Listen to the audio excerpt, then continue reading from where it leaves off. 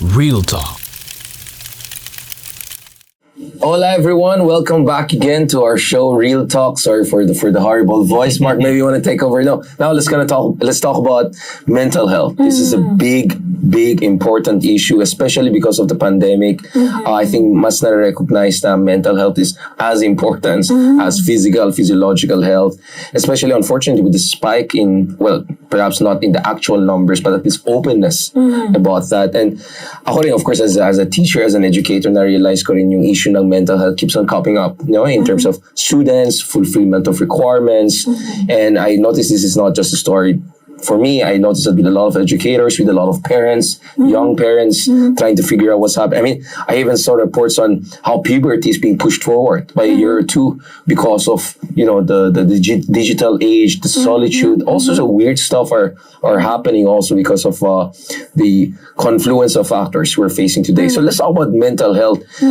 So we discussed sexuality and how the discussion of sexuality is perhaps as repressed as sexuality itself, but now that's moving in the right direction. But what about the issue of mental health?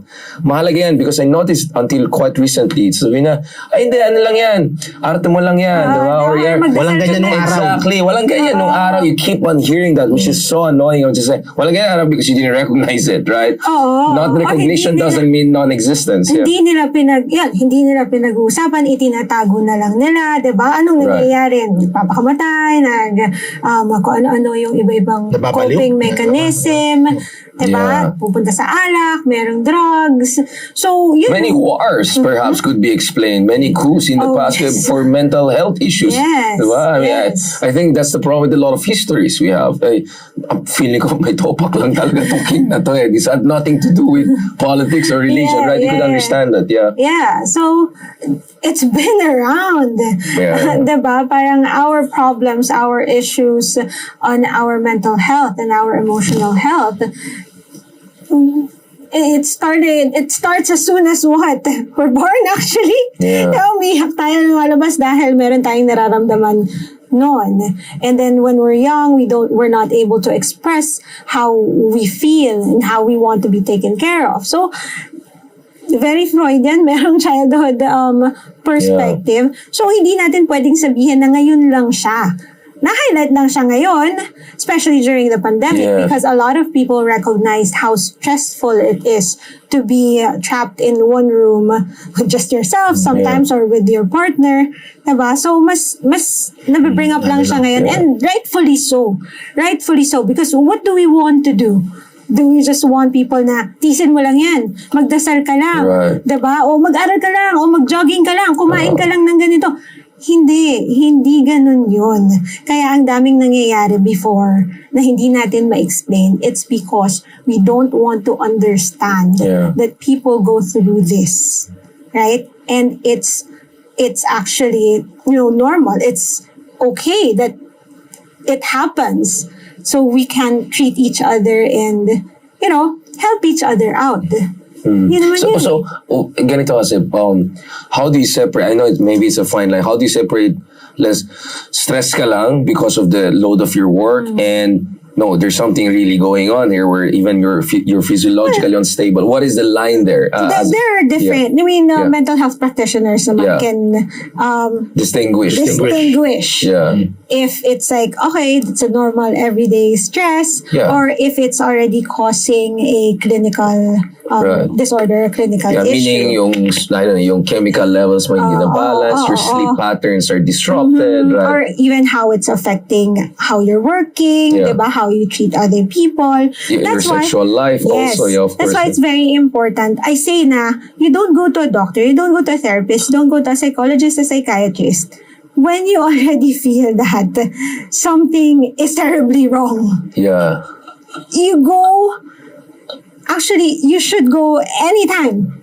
If you have thoughts, you can talk to them, you can explain. If you feel that something's a bit off, go na, wag na nating patagalin pa. Kasi pag pinatagal mo pa, mas mahihirapan kang i-contain, mas mahihirapan kang i-manage. So mental hygiene, maintenance, parang ganun, di ba? Yes. Pero yung stigma sa Pilipinas parang malaki pa rin, no? When you're going to have yung Ay, baliw yan. No? check. You get stigmatized if you're known to have contracted shrink or something like that, right? Oo, pero lahat naman kasi dito napaka-judgmental nating Yun nga, society exactly. Lahat naman may sasabihin sila.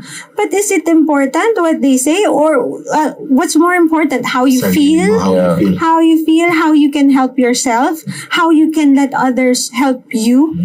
Diba? Or yung sasabihin ng ibang taong wala naman talagang pakialam sa'yo.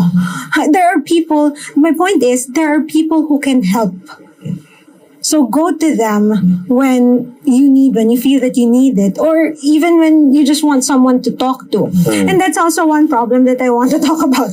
Kasi right now, I'm saying there are people who can help, but we're also very, very limited. Yun nga, ano yung infrastructure for mental health? Very, very limited. For example, we only have around, at least I can talk about psychologists. We only have around 1,600, 1,700 psychologists for the whole country. Wow. For the whole That's really under. And that's concentrated on the cities lang din. Oh, I'm sure malabo yan pag yung sa mga rural areas. Pa, sa mga probinsya yes, pa. sa diba? mga, lalo na, kunyari, sabi mo, Mindanao, isa lang yung nandun, o yung mga ganyang areas, wala. So, paano na? Diba? And then, this is one of the issues that I really want to talk about here kasi ang nangyayari ngayon, they came up with a resolution on requiring psychologists to have a permit to operate, right? And one of the requirements, the Kasi ito, anong agency regulatory ito? board, yeah. PRC ba to? Yes. So one of the requirements is you have to have a 7-year experience. Your license should have been with you for the past 7 years in order to head a psychological clinic. Oh. Okay? Now, why is that the problem? First of all, there are only less than 100 people that's part of the 1,700 people that naka 7 years na. naka 7 years na. Kasi the licensing only started 10 years ago. Right? And what's the implication of that? Oo. Tapos, although there are what we call like grandfathered licenses, those who did not take the exams, but they've been practicing for so long. There are 800 of them. But konti pa rin. Konti pa rin. At saka, tagal na nila. Like, these are like the seniors. We don't know how updated the software is. Yes. So we only have like less than 100 people for the whole country. Yep. 1 to 1 million almost. 1 to 1 million. That's crazy. To head the psychological clinic. And if you don't have that, you should stop operations. So, hindi pwedeng mag-isa ka lang. Parang may sarili ka lang, kailangan, you're under the wing of someone na 7 years. Oo, 7 years. Apprenticeship almost. Oo. So, parang, ano na mangyayari? Around 200 clinics will shut down. Talaga? Jeez, that's Is it implemented na? Oh, wow. I didn't know. So, we don't only have a mental health crisis, we have a mental health infrastructure crisis. Yes. That's a big Yung 200 nga, yung mga tao hindi na ganun ka-familiar, tapos mawawala pa. Wala pa. And baka they'll charge more because konti na lang sila because there's less competition, right? 200 lang nandyan. Right? I mean, that's big problem. It's accessibility and affordability. Yeah. Tapos ililimit mo pa yung access, yung parang the people who can practice and have like clinics. What they want is for us to practice individually. Okay, fine, right? But as a practitioner, you can't really go out there and say what you can't advertise yourself. So, ano gawin mo? Upo ka lang dyan. Tapos, hintay ka lang ng client. That's a problem. Pinagbabawal nila to advertise. Kasi alam ko sa ibang mga doctors may ganong may ganong sila Pero, paano malalaman nga ng tao? Exactly. Hindi pa ganun ka. Wow, that's a big problem. So, going back to our premise kanina, that mental health is very important, that we have to talk about it, we have to know that there's help. Diba? That's the first step.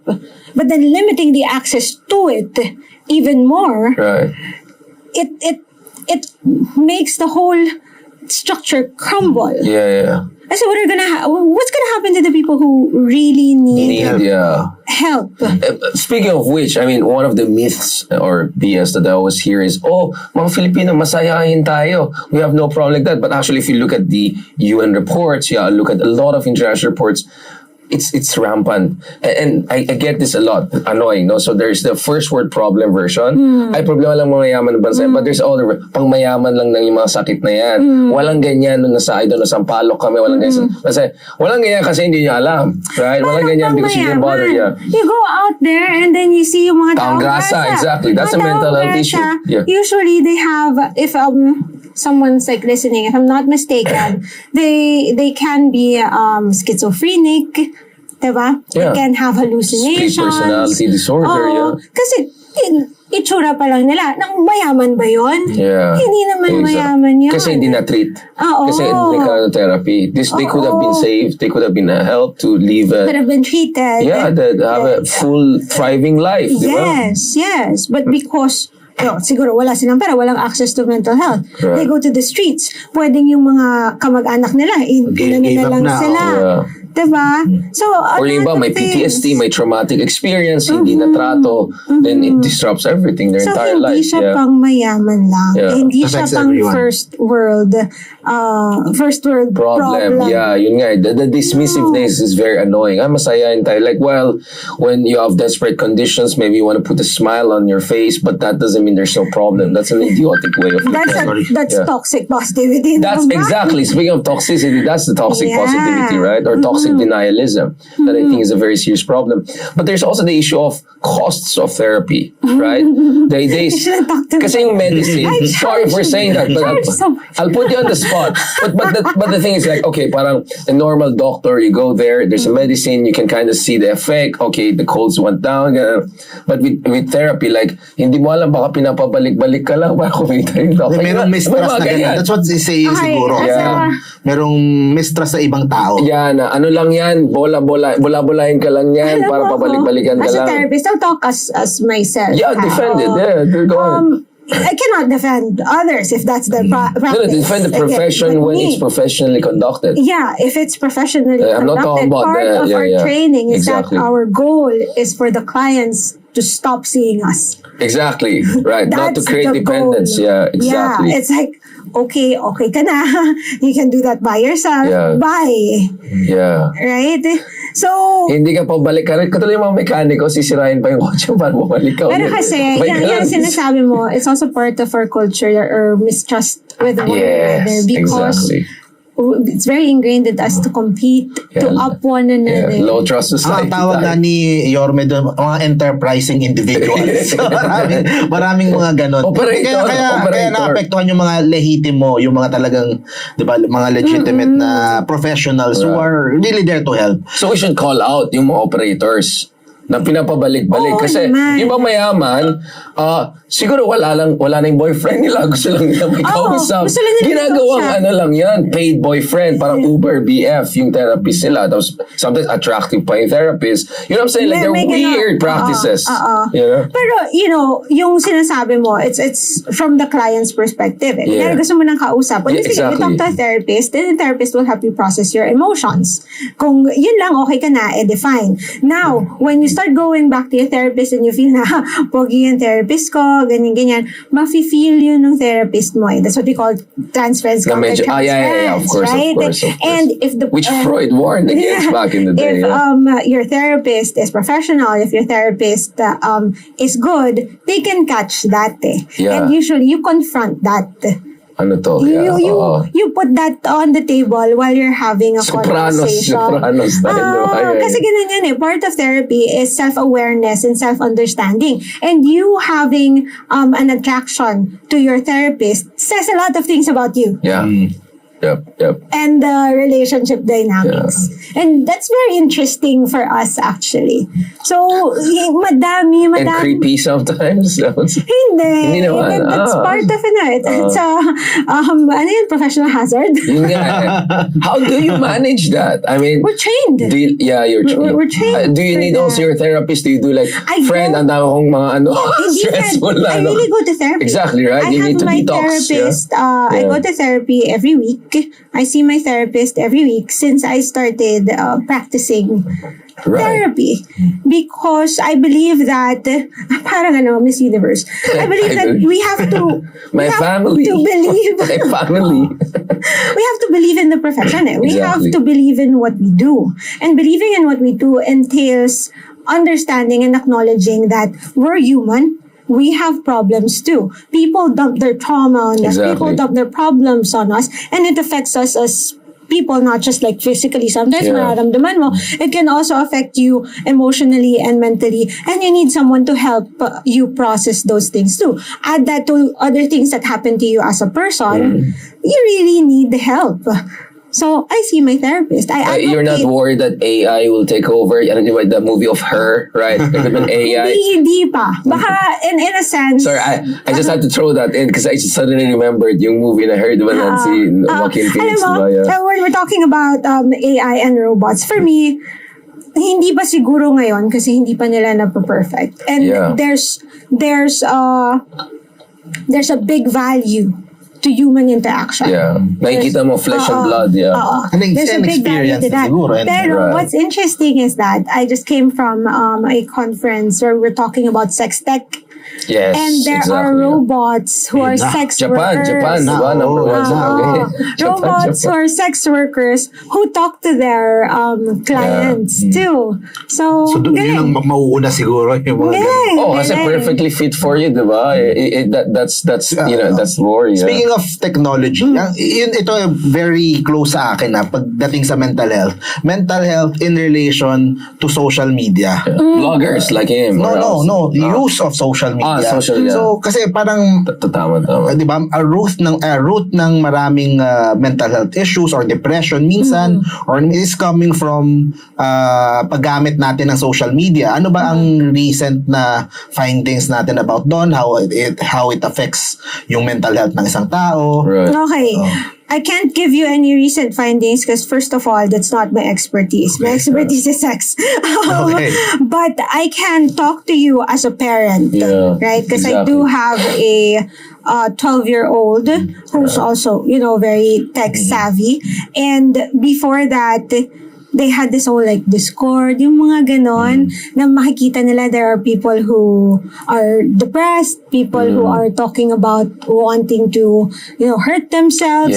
So, naano sila, parang nag-empathize sila, tapos naapektuhan din sila. So, I think it's about knowing what kind of media your children are consuming and helping them understand what it does to them. Right. But we cannot say naman stop social media. Pero how about addiction? Kasi yun ang kasi the apps are attention engineering, right? They're there to make you addicted. Yes. They're paying the smartest guys. If you take away wifi ng isang bata, di ba? Ng isang teenager. Nag-withdrawal na. Wala na. Yeah, exactly. Which means hindi mo siya na-guide from the start. Diba? And since kung nasa ganun ka na, then you ask for the help of a professional. Kasi ano ba yung nakukuha nila sa social media that they can't get from, from their friends or from talking mostly, to you. Mostly, diba, it's parang dopamine Kasi yung hits after hits. There are a lot of sources of dopamine. Lakad ka dyan mamaya, dopamine. Inom ako ng ice tea, dopamine. Healthy dopamine, we cannot blame a neurotransmitter for things that we just took for granted. Mura kasi ito Kailangan pa maghanap ng magandang BGC park para mag-run or mag-buy ka ng gym. Ito, boom, like, ding, ding, ding, ding, ding, ding, ding, ding, you know what I'm saying? The like in itself tells you something. Yun ba yung hinahanap nila? That's what gives them dopamine, which means they need affirmation. Constant affirmation. Attention. And what makes them want attention? Kanino ba talaga nila gusto manggaling yung attention na yun? Talaga bang from brand random people to make them feel na, okay, I'm known? Or is there something else deeper that we have to understand? We cannot blame these things. Yung isang aspect din, Dok, yung minsan yung parang envy. Kasi when you go to Instagram, everyone's perfect. Everyone's nice skin, nice car, so parang nice house. you feel kids ngayon feel inferior, feel parang wala pa ako naabot sa buhay ko, ganon. So, and FOMO, fear of missing out. Oh, there's the latest thing, latest app. Very stressful. You're always feeling you're missing out on something. Yeah, parang kulang parati what you have. It's a treadmill, constant. Are you talking about yourself? I'm talking. Yeah, I mean, even as supposedly someone who's successful in build, I feel that stress and pressure constantly. I don't want to be behind the curve, right? Threads came out, make sure you're part of that. Here's the latest space thing in Twitter. You have to be on that. You know what I'm saying? But what are you chasing? No, well, for us, first of all, you have to be in the circulation, right? Because if you're not in circulation, it don't matter. And the other thing is, and you want to matter because you want to affect good change. Okay. How can you affect good change if you're out of social media in a country that is number one on earth in usage of social media? I mean, had we been, kung nasa Norway tayo, siguro wala akong pake sa social media masyado, unless PewDiePie type ka from Sweden or something like that. But we're in a country whereby hindi na masyado TV and radio. It's really social media. Yes. That's almost the source of everything. How grounded are you on that motivation? That you want to affect change? For me, it's a political analysis thing, right? We saw from 2016 onwards how influential social media has been in shaping political opinion. Kaya we started this show, no? But at the same time, I have digital Sabbath. I have literally Sabbath days. So on Fridays, at least half of the day, I don't have to do anything. There are times I delete my apps. Sundays, totally no work. So that's how you manage it. Exactly. So but I had to be 100% strict with that. Because if you're not strict with that, my goodness, walang katapusan ito. So I think my personal discipline carried over from the non-social media era helped me here. And I'm also lucky because my attention span was improved by God knows how many 1,000 page book I've read. War and Peace, Anna Karenina, Fathers and Sons, Torganov. So I did those back in the day in the mid-2000s. Pag panahon ng Bagyo, I'll finish novels throughout that. But a lot of people don't have that background training, right? Kasi once there's an expression, right? Once your mind has been bended by a crazy idea, it will never go back to that. So once I went through all of those crazy novels and all, hinahanap ko pa rin yan eh. Despite all the distraction, I said, I'm not gonna get much really from. So actually for me, social media is an outlet more than inlet.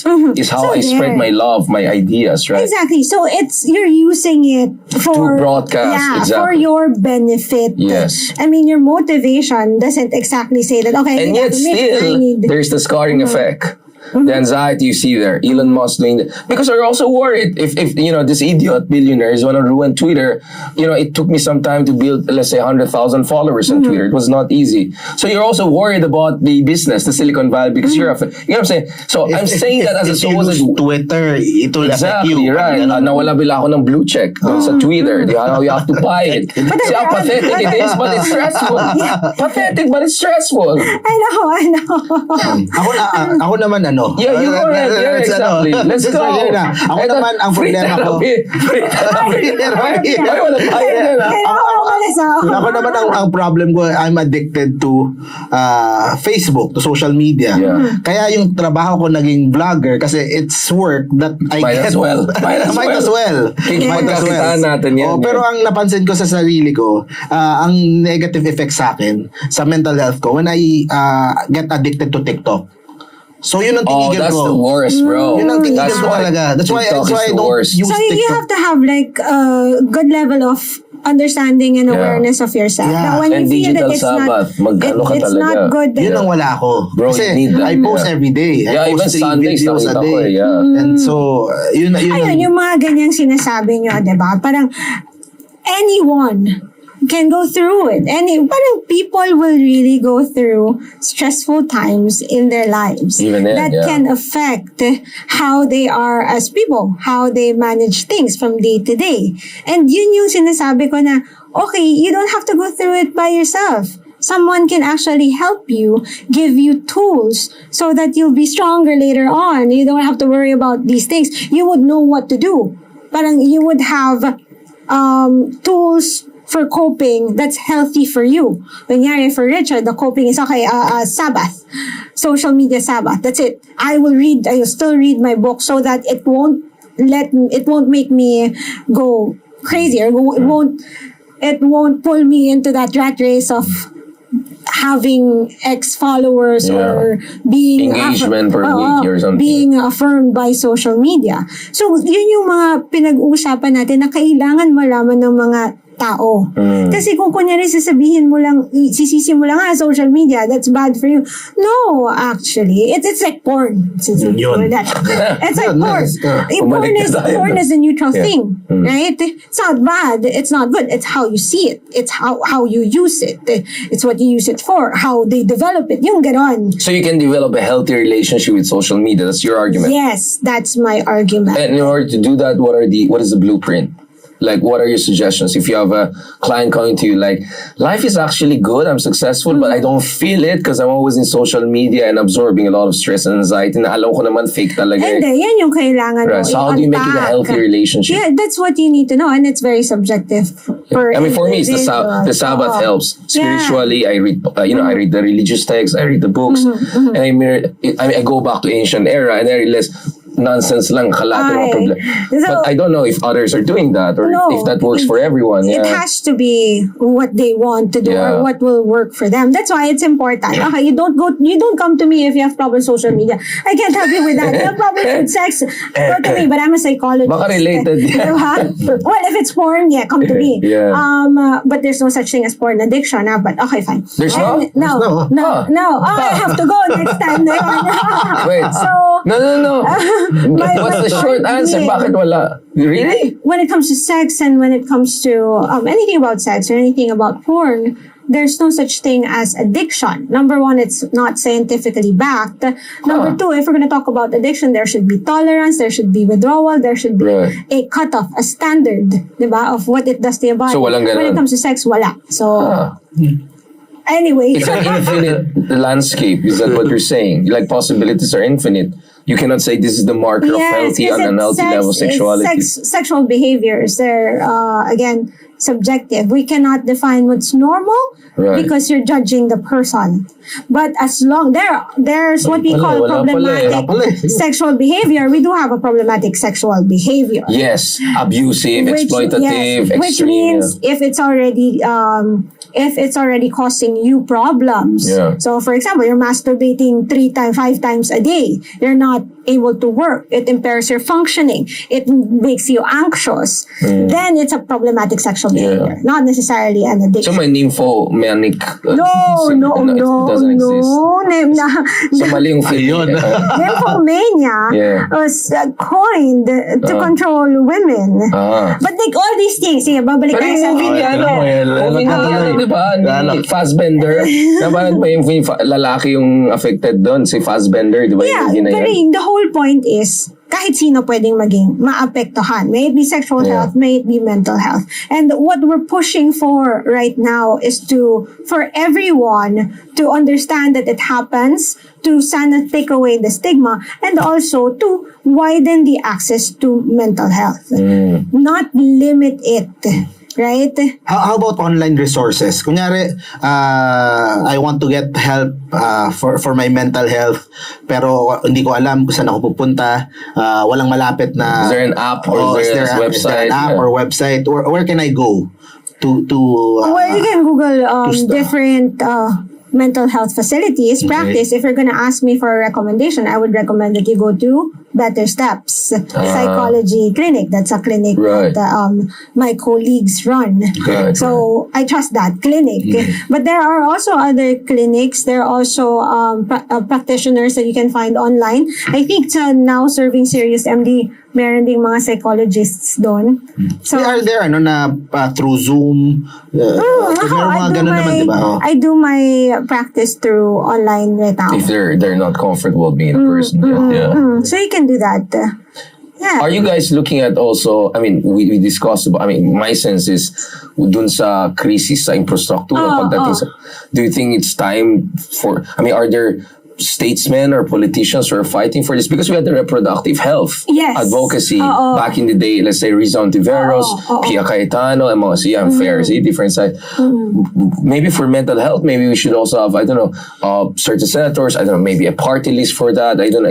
Is there a conversation on that? We should. Yun nga, diba? Kasi baka hindi na-appreciate ng mga nasa regulatory commissions yung realities on the ground and no one is speaking out for them. Yun yung maganda yung idea mo na yan, ano? Kasi isa yan dun sa mga... naisip ko bigla Kasi nung nagkakagulo kami, up until now, nagkakagulo kami, sinabi nila sa amin that they will come back to us July 17 with something. But what is now? What is it now? Lagpas na. Lagpas na. So, wala silang sinabi. And yung mga ganitong bagay, ang pwede na lang namin gawin is to file a TRO. Wala kaming malapitan. Parang who will we go to tell them that, hey, we're being limited here. The requirements are not evidence-based. And they're very arbitrary. Right. The people who are here are actually, they've been here for 11 years. The law says they should just be here for 6 years? What's going on? Medyo unreasonable. Answers. Yeah. And yung live, ako personally, hindi ako affected yan, diba? No, but I'm talking about the whole industry, right? Exactly. But the livelihood of my colleagues. Correct. And not just that. Yun nga. Yung clients. Patients. Yeah. People who need help. Bigla ka na lang ipapasara. Yung clinic mo ipapasara just because kami, on eggshells. Kawawa naman yung mga, especially yung mga in the rural areas. Anong gagawin nila, diba?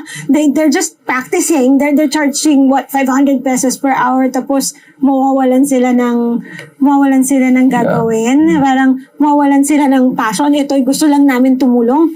And the timing seems to be very odd, just as mental health is becoming a mainstream issue, as more and more reports are coming out. Suddenly, the infrastructure is shrinking. That's crazy. It really doesn't make sense. And when you look into it, we're only asking for, they put out the resolution and they only gave us 10 days to comply. Oh, wow. What's And going on? I mean, ano ba to? May conspiracy. I don't want to go too much politics, pero parang sabotage lang nangyari. Diba? Parang meron talagang hindi nagka-click. Yeah, something's going on here. Something's going on. And that's why we want to put the issue out, to put pressure on them. But they did. Na-pressure nga sila. Kinausap nila kami. Sabi nila sa amin that you will come back on July something. Wala pa rin. 10 days. Wala pa rin. So, yun. And but the whole thing, he said, party list, pwede. Kasi wala talagang malapitan. Because, you guys are effective now in marginalized sector, right? Because kung mga teachers, may sariling ganun dahil sa mga kababalagan sa basic education, ganun. Kung, what I'm saying? Like, you guys are now really, I had no idea before talking to you. I knew the situation was bad. I didn't know it's going worse rather than better. And this is a recipe for disaster. And they were asking us during the public consultation to basically just trust them. Let's pass the resolution now and then we will change it. What? For what? Diba? Para saan? What? Yeah, this seems very arbitrary. For me personally, that whole 7-year thing, it would have been better if they said, okay, 7 years experience because you need like credits for leadership, you need skills for management. Meron bang breakdown? And the explanation nila, parang, it's because in government daw, ito yung salary grade ng managers, kailangan 7 years experience. Pinilit kayo doon sa parallel, parang hierarchy. It doesn't make sense. I get what you're saying. It doesn't. Yeah, we have the same problem in academic rankings and all. Like, you cannot make me an administrator and the same. It doesn't work the same way, right? But I do have colleagues. They have licenses for 5 years, 6 years. But they're lawyers. They have their PhDs. They have their MBAs. Yeah, they know what they're talking about. Yeah. Come on. This is and is there like a website? Is there like an effort for professionals coming together, like talking about this issue? If there are people who want to know more about the issue, I would at least, because I'm a like an individual practitioner, no. Pero I follow it through the Psychological Association of the Philippines. Psychological Association Facebook page. Kung ano yung nangyayari. Right. And Doc, is there like a international standard on this issue? what are the best practices on regulatory, the standards? Well, una, kung akong tatanungin mo, best practice in a regulatory body, they shouldn't be overstayed. Because they don't know now what's going on. Right. Diba? On Update the naman ground. dyan. Yeah, exactly. On the ground. So iPhone 1 pa rin, pero iPhone 14 na tayo in terms of practices. Oo. Tapos yun nga, kung sana, diba, kung sana nakikinig sila dun sa mas bata, o kaya alam nila kung ano yung nangyayari, may tamang argument, yung resolution, yung gusto nilang mangyari, makikinig kami. Yeah. Pero sa ibang bansa ba may ganyan? May 5 years, 7 years, I'm not so sure. Yun nga, kasi it would be nice when you propose, like, okay, there's something wrong, but what is the right version? Then you look at the best international practices. I think there has to be a conversation about that, I think so too. What is the global standard? Dun We sa can mga, suggest that. Yeah, yung mga matitinong bansa, what do they do about it? I mean, I'm sure it's not a first world thing. I'm sure whether you go to Costa Rica, you go to, Turkey or whatever, I'm sure they have some infrastructure to deal with this mental Sana health issue. makinig sila. That's the point. Sana makinig sila. So going back to what we talked about kanina, mental health is really important. Be giving understanding and awareness and help and treatment. It's really important. But what's going on is that they're taking away a lot of those. All right. On that note, thank you very much, Doc, for joining us. I hope this is just the beginning of a long conversation, different platforms on this issue. Kasi ako talaga, sa tingin ko, the issue of not only sexual health, but also mental health has really been dismissed, underappreciated, that sometimes even besmirched in our country. Yung idea na, pang first world lang yan, pang mayaman lang yan, masayahin tayo na tao. I mean, that for me is total bullshit, right? That's not scientific. That's not, it's almost political. It's just like the solutions we saw to drug and criminality and all of the kind of nonsense populism out there. I feel this is the problem. So I'm very glad that we have people like you. I have so much respect for what you're doing. I hope I didn't put you too much under the spotlight, but it's okay. We need pundits. We need public figures like you who will shed light on your industry, not on and when I say industry, I mean in a good way, because you're providing succor, you're providing a kind of refuge for a lot of people who are just beginning to appreciate that there's nothing fundamentally wrong with them. They just need to process things better. Yes. And sometimes you need assistance, you need a friend. Yes. So you guys are professional help, right? And sometimes you need professional help. Hindi pwedeng kaibigan lang, diba? And your friends could be the best people, but there's a science to the human mind. There's a science to processing trauma and difficulties. Everyone is going to go through difficulties throughout their lives. But unfortunately now with this digital social media event, with the pandemic, with all sorts of uncertainties, existential crisis, climate change, fear of war. There's so many things. So imagine yung mga bata ngayon, how much stress they're dealing with, no? There's just an overflow of negative information. Forget about disinformation. So I think this is really heavy for a lot of people. And at the same time, for me, kasi as an educator, mahalaga itong issue ng mental health because, to be honest, I'm quite worried also with this trend whereby you catch students, let's say, plagiarizing or cheating, and then suddenly they'll come up with an excuse, I was depressed or something like that. Like, it becomes weaponized. It becomes weaponized and emotional blackmail. It's like, wag mong i-disiplina yung estudyante kasi depressed siya. No, like, ako, ang answer ko always is, well, if you're depressed and you have serious, maybe nag-LOA ka na lang sana, leave of absence, deal with it, then come back. Or you can suspend, right? Come back when you're healthier and better, because you cannot have a situation whereby everyone will just say, cut me a slack. Sorry, I got caught. And so even for educators, so I have empathy for the mental health issue, but there has to be a science to it so that people don't just come up with whatever, right? Whatever documentation, whatever, diba?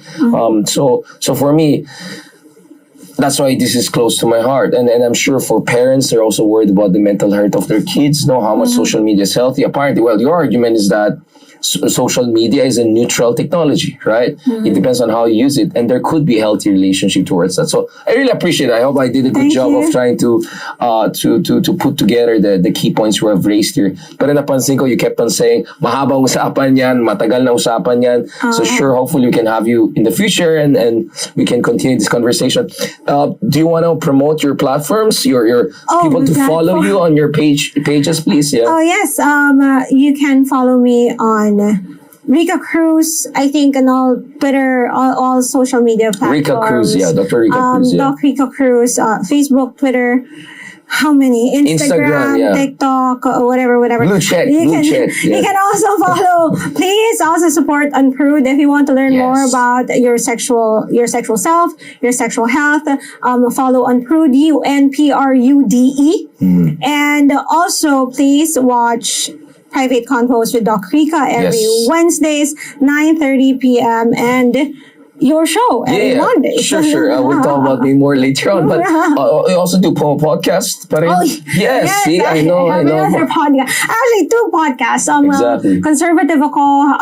That's more of a documentary style on talking about sex. Very academic, very informational.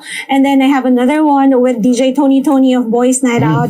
It's the Sexy Minds. That's where the conversation is really raw. That's it. You know? That's it. So, yes. Sorry, kami mga matitino kami. Vicente, Ma'am, I love you. Sa atin dyan. Thank you so much. I appreciate it. Mark, some parting words. Did you appreciate this? I enjoyed. I learned a lot. Mental health natin? I learned. Is this like the Dolomite Beach? Yeah, ako more on yung problem ng mental health infrastructure natin sa Pilipinas. So, mas natutunan ko yun. Yeah. And so hopefully in the susunod na episodes when we talk to senators and officials in the government, we raise this issue to them. Yes, please. Yes, we need help. Yeah. We need help. Definitely. We need help because we need to help you to help us, right? Because that's how it works. Yes. On that note, thank you very much. And please subscribe to Real Talk and continue to support us kasi mahalaga din yan for our mental health. Thank you very much. Thank you. God bless.